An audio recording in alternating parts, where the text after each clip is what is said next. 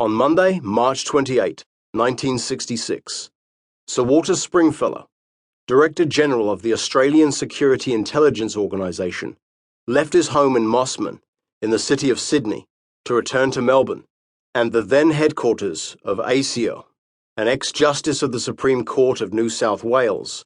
He had been Director General of Security for only a year. It was his habit to fly up from Melbourne each Friday evening, spend the weekend with his wife, and return to Melbourne on the 8 a.m. Monday flight of TAA. A Commonwealth car picked him up at his home this Monday morning.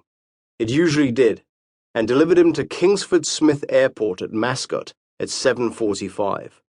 He got out of the car, said his usual courteous thank you to the driver, walked into the terminal, and was never heard of again. It had been a stormy weekend, though not, according to his wife, in the Springfellow home.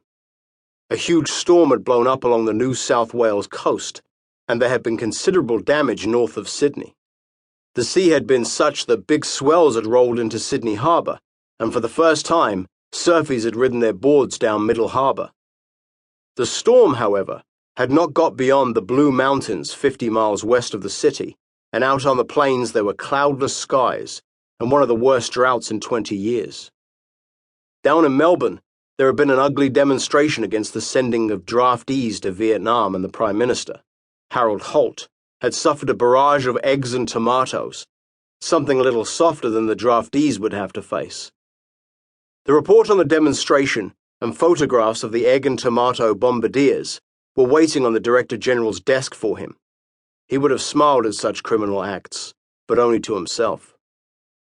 He was 50 years old, handsome, came of a wealthy, established family, and had made a considerable reputation as a Queen's Counsel before being appointed a judge 5 years before. His appointment as Director General had been welcomed by both major political parties, but the public were not invited to comment.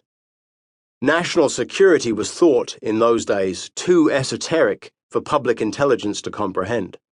Sir Walter, who had been knighted just before his appointment, was considered by his own organisation to have no enemies, except, of course, the hundreds of criminals he had prosecuted or sentenced, and the countless foreigners, traitors, and activists his organisation was seeking.